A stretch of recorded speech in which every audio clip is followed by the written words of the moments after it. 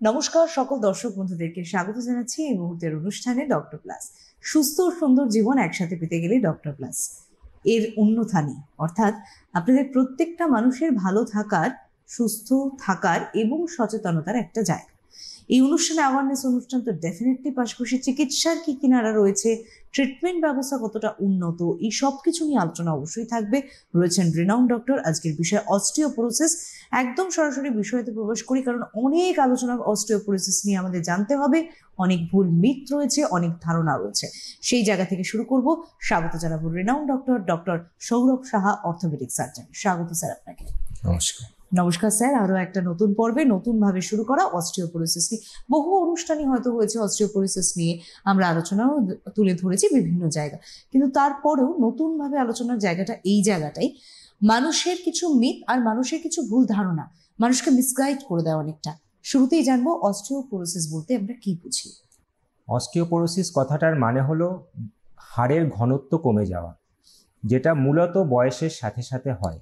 তো অস্টিওপোরোসিসকে বাংলায় বোঝাতে গেলে যে একটা সময়ে ইয়াং এজে হাড় শক্ত থাকে, বয়স বাড়ার সাথে সাথে হাড়টা আস্তে আস্তে নরম হতে শুরু করে। তার কারণ হলো হাড়ের মধ্যে ক্যালসিয়াম এবং ভিটামিন ডি এই দুটোর পরিমাণ কমতে থাকে, হাড়টা স্ট্রাকচারালি উইক হয়ে যায়। তো টোটাল যে বোন মাস সেটা কমে যায়, মানে হাড়ের ওজন কমে যায়, এবং বোন ডেনসিটি কমে যায়, যেটাকে বলে হাড়ের ঘনত্ব কমে যায়। তো বয়সের সাথে সাথে হাড়ের ওজন এবং হাড়ের ঘনত্ব কমে যাওয়া, এটাকেই আমরা মেডিকেল পরিভাষায় অস্টিওপোরোসিস বলি। একদম। এবং অস্টিওপোরোসিসের যে প্রথম হচ্ছে রিস্ক ফ্যাক্টরটা, রিস্ক ফ্যাক্টর না বুঝলে মানুষের সেই সচেতনতা বোধও পারবে না। এবং মানুষের যে প্রবণতাটা রয়েছে সেটা হচ্ছে সামান্য থেকে সামান্য ব্যথাকে উপেক্ষা করে নর্মাল মেডিসিন শপ থেকে কোনো পেইন কিলার খেয়ে আপাতত কটা দিন দেখছি, আপাতত কিছুদিন যাক, এগুলোর সাথে আপনারা ভীষণভাবে অভ্যস্ত, কারণ প্রচুর বছর এত মানুষ, বহু পেশেন্ট দেখা, ফলে অভিজ্ঞতাও অনেকটা। এবং সেই জায়গা থেকে মানুষের যে রিস্ক ফ্যাক্টরগুলো থেকে যায় অস্টিওপোরোসিসের ক্ষেত্রে, কি সেগুলো স্যার? প্রথমে যেটা বুঝতে হবে যে অস্টিওপোরোসিস একটা বয়সজনিত রোগ প্রাইমারিলি, মানে যেটা হয় একটা মেল বা একটা ফিমেল, একটা ছেলে বা একটা মেয়ের ক্ষেত্রে পিক যে বোন মাস, আমাদের যে সর্বাধিক শরীরে বোনের ঘনত্ব এবং ওজন, সেটা আমরা অ্যাচিভ করি 20 থেকে 25 বছর বয়সের মাঝামাঝি সময়। সেই সময়টা আমাদের শরীরে পিক বোন মাসটা ডেভেলপ করে। এরপর থেকে যতই বয়স বাড়ছে আমাদের বোনের ডেন্সিটিটা কমতে থাকে, যেটা একটা ন্যাচারাল প্রসেস। তো with age 20 to 25 years onwards, ফিমেলদের ক্ষেত্রে একটু আগে, মেলদের ক্ষেত্রে একটু পরে, ছেলেদের ক্ষেত্রে একটু পরে, বয়সের পর থেকে কিন্তু আমাদের বোনের ঘনত্ব কমতে থাকে। তো অন্য সব ফ্যাক্টর যদি নর্মাল থাকেও, একটা 25 বছর বয়স্ক মহিলা এবং একটা 50 ইয়ার্সের মহিলা জাস্ট বয়সজনিত কারণেই তার হাড়ের ঘনত্বটা কমবে। তো প্রথম মোস্ট ইম্পর্টেন্ট ব্যাপারটা হলো এজ। এবার আমরা যেটা পাই মহিলাদের ক্ষেত্রে মূলত অস্টিওপোরোসিসটা বেশি পাই। তার কারণ হলো মহিলাদের ক্ষেত্রে এই যে পিক বোন মাসটা, এটা ছেলেদের থেকে কম হয়, এটা হলো প্রথম কথা। দ্বিতীয়ত, এরা পিক বোন মাস যেটা, সেটা একটু আর্লি অ্যাচিভ করে। থার্ড যেটা হয়, মেয়েদের ক্ষেত্রে যে কোনো হাড়ের সাইজ সেটা আমাদের ছেলেদের তুলনায় কম হয় এবং ওজনটাও কম থাকে। আর মেয়েদের ক্ষেত্রে আরেকটা যেটা খুবই ইম্পর্টেন্ট, সেটা হলো মেনোপজ। যখন মেনোপজটা আসে তখন শরীরে কিছু হরমোনাল চেঞ্জেস হয়। ইস্ট্রোজেন বলে যে একটা হরমোন, সেটা শরীরে অনেকটাই কমে যায়। এবার এই ইস্ট্রোজেন হরমোনটা হাড়ের ঘনত্ব বজায় রাখার জন্য অত্যন্ত জরুরি। তো যখন এই মেনোপজাল এজটা আসে তখন এই ইস্ট্রোজেন হরমোনটা শরীরে কমে যাওয়ার কারণে এই অস্টিওপোরোসিসটা মহিলাদের ক্ষেত্রে অ্যাক্সিলারেটেড হয়। তো এটা হলো প্রাথমিক, যেটা হলো এজ। সেকেন্ড হলো ওবিসিটি এবং সেডেন্টারি লাইফস্টাইল। তো আমাদের যখনই ওজন বাড়ে তখন আমাদের শরীরের মধ্যে অনেক রকম ইনফ্লামেশন হয়। তাতে যেটা হয়, তাতে বোনের ঘনত্ব কমে। তো ওবেসিটি ইনডাইরেক্টলি বোনের ঘনত্বটা কমায়, এবং যারাই ওবিস থাকে তারাই মোস্টলি একটা অ্যাক্টিভ লাইফস্টাইল ডিল করে না, তারা সেডেন্টারি থাকে। আমাদের বোনের ঘনত্ব বজায় রাখতে গেলে আমাদের সেগুলোকে ব্যবহার করতে হবে, আমাদের সেগুলোকে লোড করতে হবে। তা আমরা যদি সারাক্ষণ বসে কাজ করছি, হাঁটাচলা করছি না, তো সেক্ষেত্রে সেডেন্টারি লাইফস্টাইলের জন্য বোনের ঘনত্ব কিন্তু কমে যাবে। অ্যাপার্ট ফ্রম যেটা হয় সেটা হলো ইনঅ্যাডেকুয়েট সান এক্সপোজার। আজকালকার দিনে প্রচুর লোক ডেস্ক জব করে, ইন হাউস অ্যাক্টিভিটিস করে, ওয়ার্ক ফ্রম হোম করে, তো তাদের রোদ্দুর লাগে না গায়ে। তো সেক্ষেত্রে ভিটামিন ডি কম থাকে, এবং ভিটামিন ডি কমে গেলে তার একটা কনসিকোয়েন্সে কিন্তু হাড়ের ঘনত্বটা কমতে থাকে। তারপরে যেগুলো অ্যাবিউজিভ ফ্যাক্টরস আছে, যেরকম স্মোকিং এবং অ্যালকোহল, সেগুলো ইনডাইরেক্টলি অস্টিওপোরোসিসকে কিন্তু এগ্রাভেট করে। এছাড়া যেটা হয়, কিছু কিছু পেশেন্টে স্টেরয়েড দিতে হয়, যেমন রিউমাটয়েড আর্থারাইটিস বা কোনো কোনো কারণে কিছু কিছু অ্যাথমাটিক পেশেন্ট যারা লং টার্ম ইনহেলেশনাল স্টেরয়েড বা ওরাল স্টেরয়েড মেডিসিনের উপরে থাকে। তো স্টেরয়েড মেডিসিনের একটা নোন সাইড এফেক্ট হলো অস্টিওপোরোসিস বা হাড়ের ঘনত্ব কমিয়ে দেওয়া। তো এই সাব পপুলেশন অফ পেশেন্ট যাদের কিনা স্টেরয়েড ইনটেকের একটা হিস্ট্রি আছে তাদেরকেও আমাদের ক্যাটেগরাইজ করতে হবে এবং তাদের ক্ষেত্রে কিন্তু অস্টিওপোরোসিসের চান্সটা বেশি। এটা ছাড়া হরমোনাল ইমব্যালেন্স, কারুর ক্ষেত্রে পিসিওএস থাকে মহিলাদের ক্ষেত্রে, কারুর পার্টিকুলার কোনো হরমোনের ডেফিসিয়েন্সি থাকে, ছেলে বা মেয়ে উভয় ক্ষেত্রেই টেস্টোস্টেরন বা ইস্ট্রোজেনের ঘাটতি থাকতে পারে। এইসব পেশেন্টদের ক্ষেত্রেও কিন্তু অস্টিওপোরোসিসটা অল্প এজে সেট ইন করতে পারে। এবং আরেকটা জিনিস যেখানে আমি বলতে চাইবো, যেটাকে বলে ডিসইউজ অস্টিওপোরোসিস, সেটা মানে যে একটা লোক আপাত দৃষ্টিতে নর্মাল ছিল, তার একটা অ্যাক্সিডেন্ট হলো, সে বহুদিন বেডে শুয়ে থাকলো, বা একটু বয়স্ক মানুষের একটা স্ট্রোক হলো, সে দীর্ঘদিন বেড রিডেন আছে, বা কারোর হয়তো প্লাস্টার করে সে 6-7 সপ্তাহ বেডে শুয়ে থাকলো। তো যখন আমরা বডির একটা পার্টকে ইউজ করছি না, সেটা ইউজ হচ্ছে না, তখন সেই অংশে হাড়ের ঘনত্বটা কমে যায়।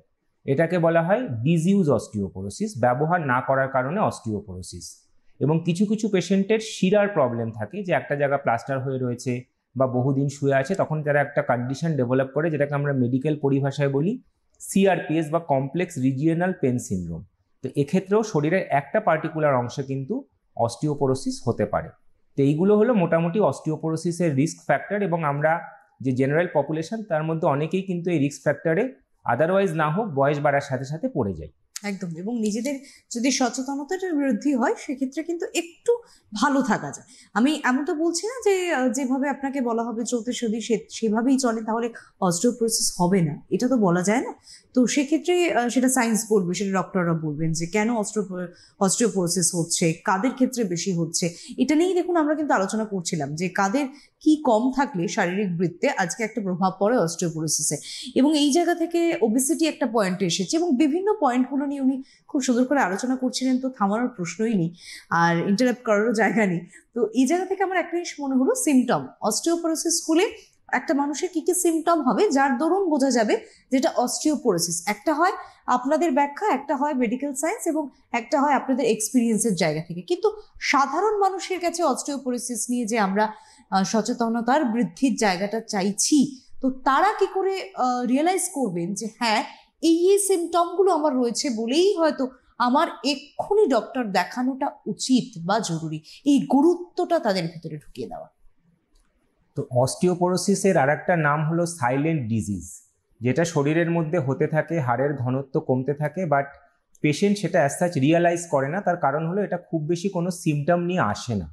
তো সেই জন্য প্রথমে যেটা লোকেদের একটা কনসাসনেস থাকতে হবে যে আমার বয়স 40-50 হতে চইল, এবার আমাকে ডাক্তারের কাছে যাওয়া উচিত, আমার এই অস্টিওপোরোসিস হচ্ছে কি হচ্ছে না সেই রিলেটেড কাউন্সিলিং একটা করা উচিত বা একটা অ্যাসেসমেন্ট করা উচিত।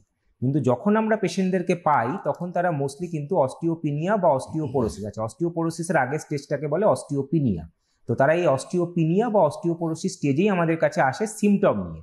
তো সিমটমের মধ্যে মোস্ট কমনলি আমরা যেটা পাই সেটা হলো যে ফ্র্যাজাইলিটি ফ্র্যাকচার্স, মানে হালকা পড়ে গেছে, পড়ে গিয়ে ফ্র্যাকচার হয়ে গেছে, যেই নর্মাল সেই আঘাতে হয়তো ভাঙার কথা নয় কিন্তু তার ভেঙে গেছে, এটা আমরা খুব কমনলি পাই।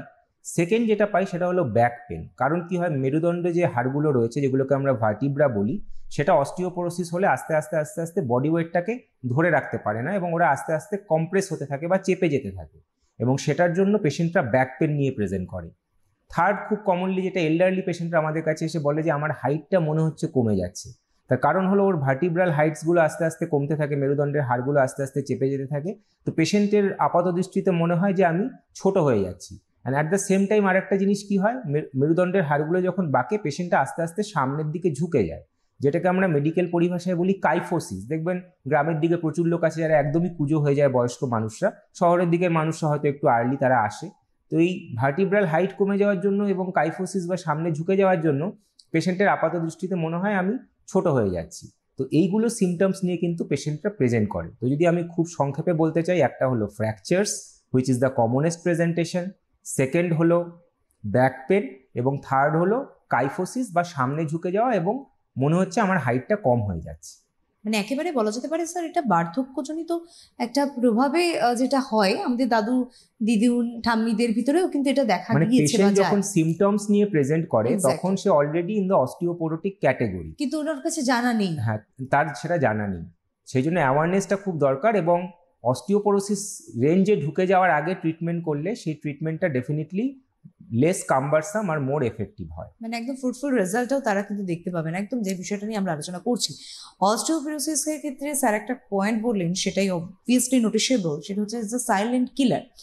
তো silent disease, exactly silent disease. তো এই যে সাইলেন্ট ডিজিজ, এগুলোকে ধরতে পারা, শনাক্ত করা মানে কিন্তু সময়ের ব্যবধানটাও অনেকটা। অর্থাৎ আজকে যদি আমার সময়টা অনেকটা আমি কাটিয়ে ফেলছি বিষয়টাকে গুরুত্ব না দিয়ে, সেক্ষেত্রে অবশ্যই একটা সময় গিয়ে কিন্তু আজকে এমন একটি পরিস্থিতির শিকার আমাকে হতে হবে বা এমন একটা পরিস্থিতির সম্মুখীন হতে হবে যেখান থেকে কিন্তু এরপর আপনার চিন্তা হতে পারে যে ফার্দার ইনভেস্টিগেশনটা কি রয়েছে। স্যার, একটা জিনিস সবসময় প্রত্যেকটা রোগের ক্ষেত্রে আমরা আলোচনা করি যে ট্রিটমেন্ট হওয়ার আগে প্রপার ডায়াগনোসিস হওয়া, এবং কি কি বিষয় ইনভেস্টিগেটটাকে আপনি বেশি এর জন্য প্রযোজ্য মনে করছেন? তো অস্টিওপোরোসিসের diagnosis is very straightforward. আমরা মোটামুটি আমাদের ইন্ডিয়ান পপুলেশনে যারা ওমেন আছে 45 to 50 ইয়ার্স এজ গ্রুপ, এদের অস্টিওপোরোসিস ফ্র্যাঙ্ক না থাকলেও একটা মেজর শেয়ার অফ পেশেন্টে কিন্তু অস্টিওপিনিয়া থাকে, মানে হাড়ের ঘনত্ব কমে গেছে কিন্তু এখনও অস্টিওপোরোসিস লেভেলে পৌঁছায়নি। তো এদের জন্য আমরা দুটো বেসিক ইনভেস্টিগেশন করাই। একটা প্রথম এক্সরে করাই, যেটা কিনা মেরুদণ্ডের একটা লাম্বার স্পাইনের এক্সরে, একটা পেলভিসের এক্সরে করানো হয়, হাতের রিস্টের একটা এক্সরে করানো হয়। সেই এক্সরেটা দেখলে হাড়ের ঘনত্ব কতটা আছে সেটা একটা আমাদের আইডিয়া হয়, but that is a very rough idea. তো তারপরে আমাদের একটা প্রপার বোনের ঘনত্ব এস্টিমেট করার একটা টেস্ট আছে, যেটা আপনারা সবাই জানেন, যেটাকে ডেক্সা স্ক্যান বলে, ডুয়াল এনার্জি এক্সরে অ্যাবজর্পশিওমেট্রি। এটাতে আমরা যেটা করি, স্পাইন মানে মেরুদণ্ড, হিপস মানে হলো কুচকির যে হাড়টা আছে, এইটার আমরা বোনের ঘনত্বটা মেজার করি এবং সেই মেজার করার পরে সেটাকে আমরা 3টে ভাগে ভাগ করি। একটাকে টি স্কোর বলে একটা জিনিস হয়, যদি লেস দ্যান 1 বা তার বেশি থাকে টি স্কোর, তার মানে সেই পেশেন্ট ঠিক আছে, তার এখনো অস্টিওপেনিয়া বা অস্টিওপোরোসিস কিছু নেই। আর টি স্কোরটা যদি -1 থেকে -2.5 এর মধ্যে থাকে, তাহলে আমরা বলি অস্টিওপিনিয়া, মানে হাড়ের ঘনত্ব কমতে শুরু করেছে কিন্তু সিগনিফিক্যান্ট রিস্ক লেভেলেও যায়নি। বাট মোর দেন যদি -2.5 থাকে, তখন ওটাকে বলা হয় অস্টিওপোরোসিস, যার কিনা এখনই একটা এফেক্টিভ এবং র্যাপিড ট্রিটমেন্ট দরকার। তো এইভাবে আমরা এই পেশেন্টগুলোকে ডায়াগনোস করি। একদম। এবং আপনি এই প্রসঙ্গ তো প্রথম দিকে একটা কথা বলছিলেন যে কিছুটা খাদ্যাভ্যাস এবং জীবনধারা এরও একটা বিরাট বড় ভূমিকা রাখে, যে কোনো রোগের ক্ষেত্রে হলেও অস্টিওপোরোসিসের ক্ষেত্রে তো ডেফিনেটলি। এবং এই জায়গাটা যদি একটু আলোচনায় আসা যায় যে খাদ্যাভ্যাস এবং জীবনধারা কেমন হওয়া উচিত আমাদের। তো প্রথমেই আমরা যেটা ট্রিটমেন্টের ব্যাপারে বলছি যে prevention is better than cure. তো অস্টিওপোরোসিস সেট ইন করে যাওয়ার আগে যদি আমরা সেটাকে প্রিভেন্ট করতে পারি কিছু লাইফস্টাইল মডিফিকেশন করে, তাহলে আমাদের বোনের ঘনত্বটা দীর্ঘদিন মেনটেন থাকবে। প্রাথমিকভাবে আমাদের ট্রিটমেন্ট অস্টিওপোরোসিসের জন্য নিতে হবে না। তো তার জন্য প্রথম যেটা, সেটা হলো একটা অ্যাক্টিভ লাইফস্টাইল। অ্যাক্টিভ লাইফস্টাইল মানে হলো এক্সারসাইজ, এবং এক্সারসাইজ কিভাবে, কিছু ওজন নিয়ে এক্সারসাইজ। ওজন মানে যে হাতে ওজন তুলতে হবে এরকম না, হাঁটা চলা, দৌড়াদৌড়ি, সিঁড়ি ভাঙা, মানে শরীরের মাংসপেশি এবং হাড়গুলোকে লোড করতে হবে। আপনি যদি সেগুলোকে ব্যবহার করেন, সেগুলোকে লোড করেন, কিছুটা কোনো রকম একটা ওজন নিয়ে বাড়িতে এক্সারসাইজ করেন, তাহলে কিন্তু আপনার হাড়ের ঘনত্বটা মেনটেন থাকবে। সেকেন্ড হলো ওবেসিটি। ওবেসিটি থাকলে শরীরে অনেক ফ্যাট জমে যায়, ফ্যাট জমলে শরীরে ইনফ্লামেশন হয়, সেখান থেকে অস্টিওপোরোসিস হয়। এবং প্রচুর পরিমাণ ভিটামিন ডি, সেটা কিন্তু আমাদের ফ্যাট টিস্যুর মধ্যেই শরীরে জমে থাকে, তখন শরীরে একটা ভিটামিন ডি ডেফিসিয়েন্সিও হয়। তো ওবেসিটিটাকে কাউন্টারঅ্যাক্ট করতে হবে by proper diet and lifestyle modification. এবং থার্ড হলো নিয়ম করে কিছুটা রোদ্দুর লাগানো গায়ে, সান এক্সপোজার হলে আমাদের শরীরে ভিটামিন ডি সিনথেসিস হয়, তো সেই জন্য সান এক্সপোজারটা খুব ইম্পর্টেন্ট। সেকেন্ড আমি আসি ডায়েটে। তো আমরা যে ডায়েটগুলো খাই তার মধ্যে আমাদের ক্যালসিয়াম এবং ভিটামিন ডি যথেষ্ট পরিমাণে থাকে, তো সেগুলো আমাদেরকে একটু কনসিয়াসলি খেতে হবে। যেমন যে কোনো টাইপের ডেয়ারি প্রোডাক্ট, সেটা আপনি দুধ, ছানা, পনির, ইয়োগার্ট কিছুও খেতে পারেন, তার মধ্যে সিগনিফিক্যান্ট পরিমাণে ক্যালসিয়াম থাকে। স্পাইনাক বা পালং শাক যেটা, সেটার মধ্যেই থাকে। যে কোনো টাইপের নাটসে থাকে, সিডসে থাকে, ড্রাই ফ্রুটসে থাকে।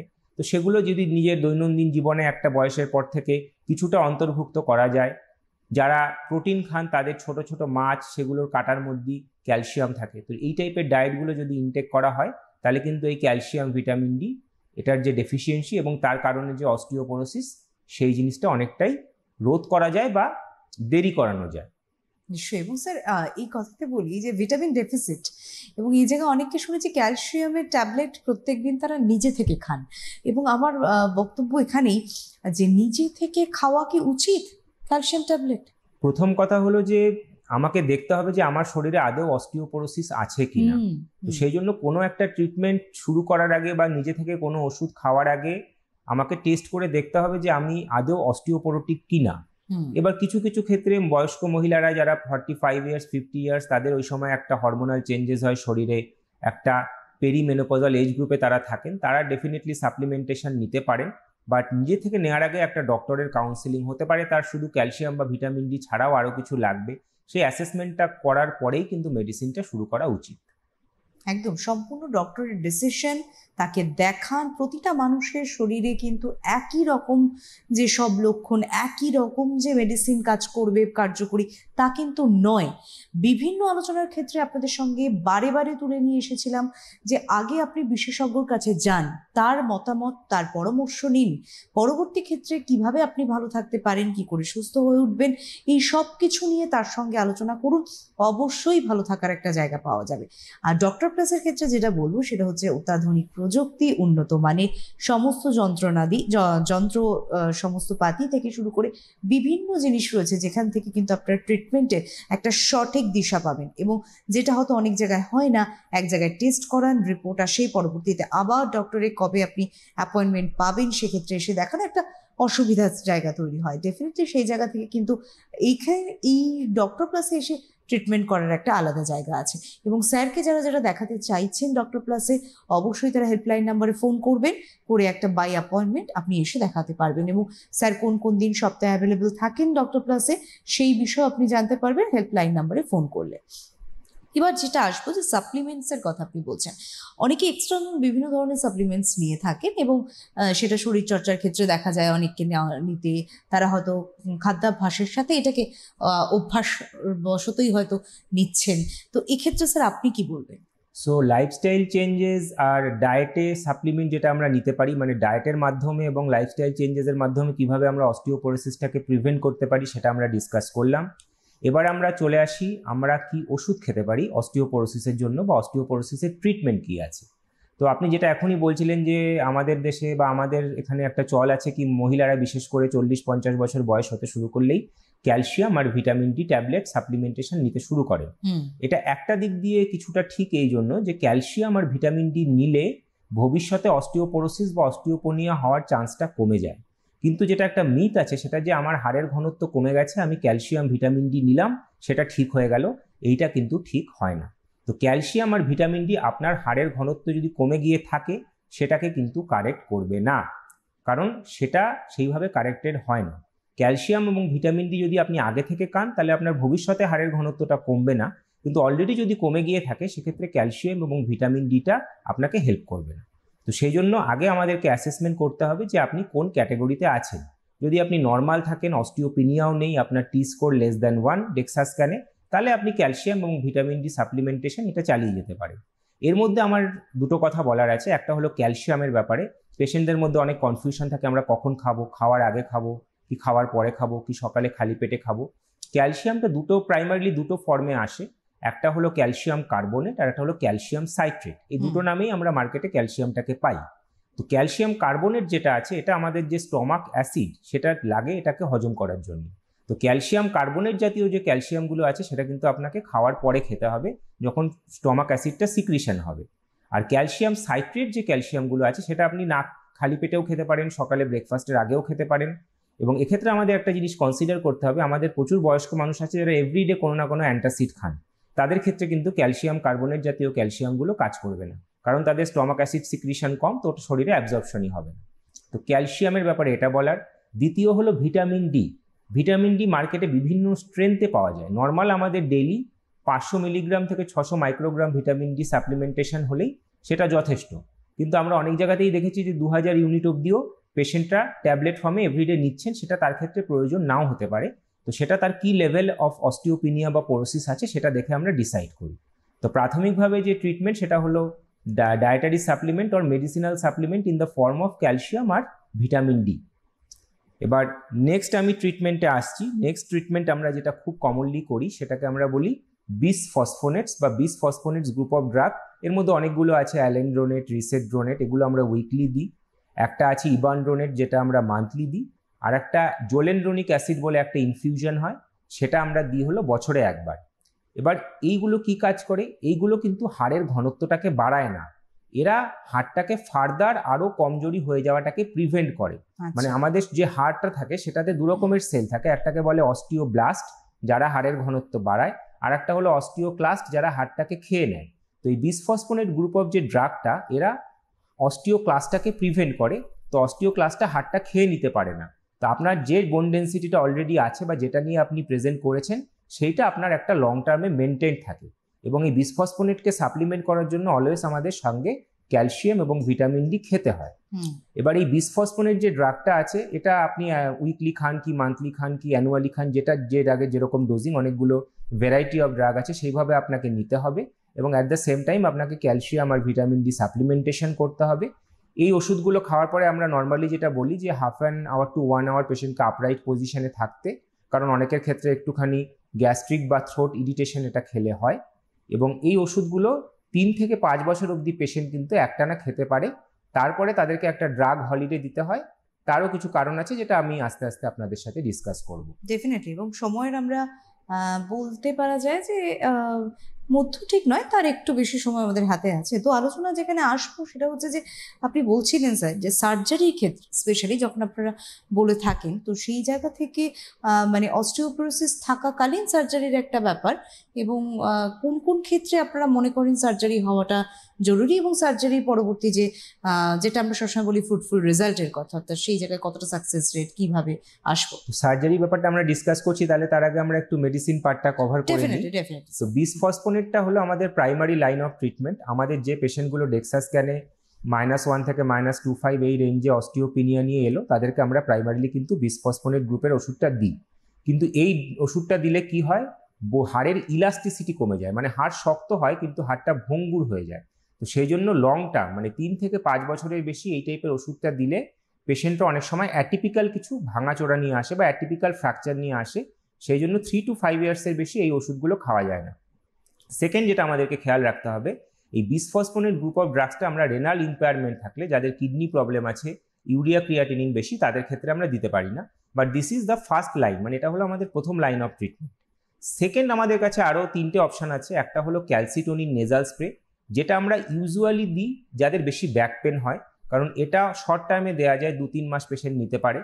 এবং তাতে আরেকটা যেটা হয়, আমরা অপারেশনের পরে ফ্র্যাকচার পেশেন্টদের ক্ষেত্রে কিছু কিছু ক্ষেত্রে দিই, কারণ এই ক্যালসিটোনিন নেজাল স্প্রেটা কিন্তু ব্যথাটাকেও অনেকটা প্রিভেন্ট করে, হাড়ের ঘনত্ব কিছুটা কম না হতে সাহায্য করে, বাট মেন এটা পেনটাকেও প্রিভেন্ট করে বলে back pain patient with osteoporosis, post fracture পেশেন্টে আমরা কিছু কিছু ক্ষেত্রে কিন্তু এই ক্যালসিটোনিন নেজাল স্প্রেটা দিই। তারপরে আমি আসবো যেটা মূল ট্রিটমেন্ট আজকালকার দিনে, যেটা ফ্র্যাঙ্ক অস্টিওপোরোসিস, মানে যার টি স্কোরটা আপনার -0.25 বা তার থেকে বেশি আছে। তার ক্ষেত্রে আমাদের কাছে আধুনিককালে কি ট্রিটমেন্ট অপশন আছে? দুটো অপশন আমাদের কাছে আছে। একটাকে যেটাকে বলা হয় বায়োলজিক্যালি অ্যাক্টিভ প্যারাথরমোন ফ্র্যাগমেন্টস, বা যেটাকে আমরা খুব চলতি কথায় বলি ইনজেকশন টেরিপ্যারাটাইড, এটা ইনসুলিনের মতো একটা ইনজেকশন। আর একটা ইনজেকশন যেটাকে বলা হয় মনোক্লোনাল অ্যান্টিবডি ইনজেকশন ডেনোসুম্যাব। তো এই দুটো আজকালকার দিনে খুব ফ্রিকুয়েন্টলি ইউজ হয়, কিন্তু ওভারল্যাপিংলি ইউজ হয়, প্রপার ইন্ডিকেশন ছাড়াও কিন্তু কখনো কখনো ইউজ হয়। তো আমি এখানে বলতে চাইছি এই দুটো ওষুধের মধ্যে একটা বেসিক ডিফারেন্স আছে। টেরিপ্যারাটাইড কি করে? টেরিপ্যারাটাইড হলো একমাত্র ওষুধ যেটা হাড়ের ঘনত্বটাকে বাড়ায়, আর ডেনোসুম্যাব এমন একটা ওষুধ যেটা হাড়ের ঘনত্বটাকে কমতে দেয় না। তা আপনি যদি এমন একটা পেশেন্ট যিনি এলেন উইথ সিভিয়ার অস্টিওপোরোসিস, যার হাড়ের ঘনত্ব খুবই কমে গেছে, তাকে আমরা শুরুতে কিন্তু টেরিপ্যারাটাইড দেবো, কারণ টেরিপ্যারাটাইড দিলে আস্তে আস্তে তার হাড়ের ঘনত্বটা বাড়বে, এবং সেইটা বাড়ার পরে আমরা সেই পেশেন্টকে ডেনোসুম্যাব দেবো, যাতে তার এই বেড়ে যাওয়া ঘনত্ব সেটা মেনটেন থাকে। তো এইভাবে আমাদেরকে এই পেশেন্টগুলোকে ট্রিট করতে হয়। এবার যেটা আমাদের পেশেন্টদের কাছ থেকে আমরা খুবই কোয়ারিটা পাই, যে টেরিপ্যারাটাইড হলো ইনসুলিনের মতো একটা ইনজেকশন, যেটা রেগুলার বেসিস চামড়ার নিচে নিতে হয়, আর ডেনোসুম্যাবটা হলো এভরি 6 মাসে একবার নিতে হয়। তো পেশেন্টরা বলে ওই 6 মাসে একবার নেওয়া ইনজেকশনটা তো অনেক ভালো, আমার কষ্ট কম। কিন্তু আপনাকে যেটা বুঝতে হবে যে দুটোর সম্পূর্ণ ইন্ডিকেশনটা আলাদা, দুটো কাজ একই করছে, কিন্তু একজন হাড়ের ঘনত্বটাকে বাড়াচ্ছে আর একজন হাড়ের ঘনত্বটা কমতে দিচ্ছে না। তো টেরিপ্যারাটাইড যদি আমরা খুব সিভিয়ার অস্টিওপোরোসিস নিয়ে আসে, এবং কিছু কিছু যেগুলো ফ্র্যাকচার পেশেন্ট যাদের অপারেশন হয়েছে, অপারেশন হওয়ার পরে টেরিপ্যারাটাইড দিলে হাড়টা তাড়াতাড়ি জোরে, হাড়টা শক্ত হয়, এবং টেরিপ্যারাটাইডের একটা যেটা প্রবলেম আছে সেটা হলো এটা 2 বছরের বেশি দেওয়া যায় না একবারে, এবং সেরাম প্যারাথরমোন বলে একটা টেস্ট করতে হয়, সেই টেস্ট লেভেলটাতে যদি প্যারাথরমোন বেশি থাকে তাহলেও দেওয়া যায় না, বাট মোস্ট অফ দ্য পেশেন্টকে এটা আমরা দিতে পারি। এবং 2 বছর অবধি দেওয়ার পরে এটার কিছু আলাদা রিস্ক আছে বলে আমরা টেরিপ্যারাটাইডটাকে স্টপ করতে হয়, এবং তখন আমরা এই পেশেন্টগুলোকে সুইচ ওভার করি ডেনোসুমাব, যেটা কিনা 6 মাসে একটা করে ইঞ্জেকশন দিতে হয়, এবং তার সাথে ক্যালসিয়াম ভিটামিন ডি সাপ্লিমেন্টেশন এই পেশেন্টদেরকে চলতে হয়, এবং সেই ডেনোসুমাব ওষুধটা কিন্তু আমরা 10 বছর অবধিও টানা দিতে পারি, এবং তাতে পেশেন্টের খুব একটা কোনো রকম অসুবিধা হয় না। এবং অ্যাট দ্য সেম টাইম এই পেশেন্টগুলোকে কিছু কিছু কাউন্সিলিং করতে হয়, বাড়িতে কেয়ারটেকার রাখতে হয়, তাদের ফল রিস্কটা যাতে কমে যায়। যেমন একটা বয়স্ক কুজো মানুষ, তাকে আপনি একটা ট্রাইপড স্টিক দিয়ে দিলেন বা একটা ওয়াকার দিলেন বাড়িতে হাঁটার জন্য, ফল রিস্ক প্রিভেনশনটাও কিন্তু এইসব পেশেন্টদের জন্য খুব জরুরি। একদম স্যার, এবার চলে আসি সার্জারির দিকটা। সার্জারি, এবার আমি যেটা প্রথমেই বলছিলাম, মোস্ট অফ দিস পেশেন্ট যারা এরা প্রেজেন্ট করে হলো ফ্রেজাইলিটি ফ্র্যাকচার নিয়ে, মানে পড়ে গিয়ে ফ্র্যাকচার হয়ে গেছে, সেই ফ্র্যাকচারটা কিন্তু একটা নর্মাল ফ্র্যাকচারের থেকে একটু ডিফারেন্ট। কিভাবে ডিফারেন্ট? এদের হাড়টা simple, most of the time 2 টুকরো হয়ে ভাঙে না, হাড়টা বেশ গুঁড়ো গুঁড়ো হয়ে যায়। তো এই টাইপের ফ্র্যাকচারগুলো ট্রিট করাটা একটু ডিফিকাল্ট, অপারেশনটা একটু কমপ্লেক্স হয়ে যায়। এবং সেকেন্ড যেটা হয় যে অপারেশনের সময় যে আমরা প্লেট স্ক্রু বা যে যন্ত্রপাতিগুলো লাগাই সেটা হাড়ের মধ্যে পারচেসটা ভালো হয় না, আমাদের অ্যাডিশনাল কিছু বোন গ্রাফট সাবস্টিটিউট দিতে হয়, বা শরীরে অন্য কোনো জায়গা থেকে হাড় নিয়ে এসে ওখানে অ্যাডিশনালি একটা সাপ্লিমেন্টেশন করতে হয়। তো এই টাইপের ফ্র্যাকচারগুলো অপারেশন করাটা ডেফিনেটলি নর্মাল স্ট্যান্ডার্ড ফ্র্যাকচারের থেকে একটু ক্রিটিক্যাল, এবং এইসব পেশেন্টকে ডেফিনেটলি কিন্তু অ্যান্টি অস্টিওপোরোটিক মেডিসিন অপারেশনের পরে দীর্ঘদিন খেতে হয়, যাতে কিনা তাদের বোন ডেন্সিটিটা আস্তে আস্তে ইমপ্রুভ করে এবং ফ্র্যাকচারে যে আমরা ফিক্সেশনটা করি সেটা ফেল না করে। এবং এক্ষেত্রে আমি আরেকটা জিনিস যেটা বলতে চাইবো, আজকালকার দিনে টিকেআর বা টোটাল নি রিপ্লেসমেন্ট এবং টোটাল হিপ রিপ্লেসমেন্ট এগুলো লাইফস্টাইল সার্জারি হয়ে গেছে। এগুলো পেশেন্টরা বিশেষ করে 65-70 বয়সে এজ গ্রুপে এরা কিন্তু সবাই অনেকেই করাচ্ছে, বাট এইসব পেশেন্টদের ক্ষেত্রেও আমাদের এই অস্টিওপোরোসিস ফ্যাক্টরটা আছে কিনা সেই জিনিসটা আমাদেরকে একটু খেয়াল রাখতে হবে। কারণ যদি সিগনিফিক্যান্ট অস্টিওপোরোসিস থাকে তাহলে এই যে টিকেআর বা টিএইচআর এর যে যন্ত্রপাতিগুলো লাগানো হচ্ছে, ইমপ্লান্ট লাগানো হচ্ছে, এই ইমপ্লান্টগুলো কিন্তু লংজিভিটি কমে যায়, এগুলো হয়তো 20 বছর চলার জায়গায় 10 বছর বা 5 বছর অনেক সময় লুজ হয়ে যায়। বা যদি আমাদের কোনো ইমপ্লান্ট শরীরের সাথে ইন্টিগ্রেট করতে হয়, সেই অস্টিও ইন্টিগ্রেশন জিনিসটা অস্টিওপোরোসিস থাকলে কিন্তু খুব ভালোভাবে এইসব পেশেন্টদের ক্ষেত্রে হয় না। সেই জন্য যারা প্ল্যান করছেন একটু এক্সট্রিম এজে 65-70 বছর বয়সে, সেক্ষেত্রে কিন্তু তাদের একটা প্রি অপারেটিভ অস্টিওপোরোসিসের অ্যাসেসমেন্ট এবং দরকার হলে কিছুদিন অস্টিওপোরোসিসের ট্রিটমেন্ট করে অপারেশনের দিকে এগোনো উচিত। নিশ্চয়ই, এবং আমার মনে হয় আজকের এই পর্বে অনেকটাই আমরা কভার করে নিয়ে আসতে পারলাম আলোচনা। আরেকটা পর্ব নিশ্চয়ই থাকবে আপনাদের অবশ্যই মন্তব্য। ইউটিউবে চলে যান, আপনাদের কমেন্ট সেকশনটা আপনাদেরই, সেখানে যদি অন্য অনেক কিছু জানার আগ্রহ থেকে কোনো একটা বিষয়ে প্রশ্ন আসে তো অবশ্যই লিখে রাখুন, আমরা সেখান থেকেও কিন্তু আপনাদের প্রশ্নগুলো নিয়ে আলোচনার ভিত্তিস্বরূপ একটা অনুষ্ঠান করতেই পারি। অবশ্যই হাতে সময় নেই, থামবো এখানেই। ধন্যবাদ জানাবো স্যার আপনাকে, ধন্যবাদ অবশ্যই আমাদের দর্শক বন্ধুদেরকেও। নমস্কার।